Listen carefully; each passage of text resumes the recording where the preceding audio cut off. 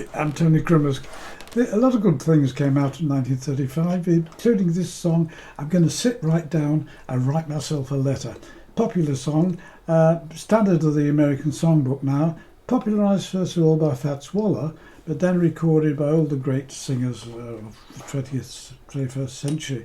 Frank Sinatra, Bing Crosby, Nat King Cole, Dean Martin, Paul McCartney. It can be sung by a male or a female, and there's some interesting chords in it, using variations of the chord of G, but you don't have to use those if you don't want to. You can simplify it a little bit, and I'll show you how. But first of all, I'll sing the song, then I'll go through all the chords.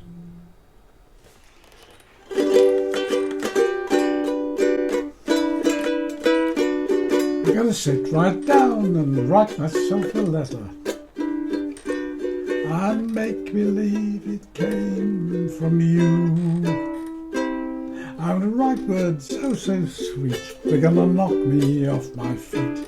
A lot of kisses at the bottom, I'll be glad I got 'em. I'm gonna smile and say, I hope you're feeling better. I'd close with love the way you do. Gonna sit right down and write myself a letter and make believe it came from you. And make believe it came from you.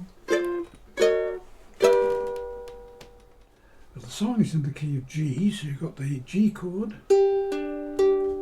But so you've got some slight interesting variations on that chord. First of all, you've got the G major 7. What you've done is just lower that note, which is a G, to an F sharp, and you get a clash between a G and an F sharp, which is a definite discard, but it makes a little bit of extra spice to the chord. Then you lower that by 2 more frets and you've got a G6. So you have a nice little sequence there of G, G major 7, G6, and back to G major 7.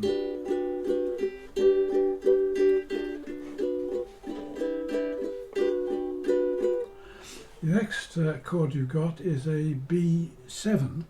I use the bar at the 2nd fret and an A7 shape. That's an A7 shape. Put a bar on and raise it all by 1 semitone. You've got a B flat 7, 1 more semitone, and you've got a B7. 1 more semitone, you've got a C7 of course. This is the same chord as this one, but in a different place. Same notes, just put in a different place. Chords can be played in loads of different places of course. So it's a B7 chord, this one.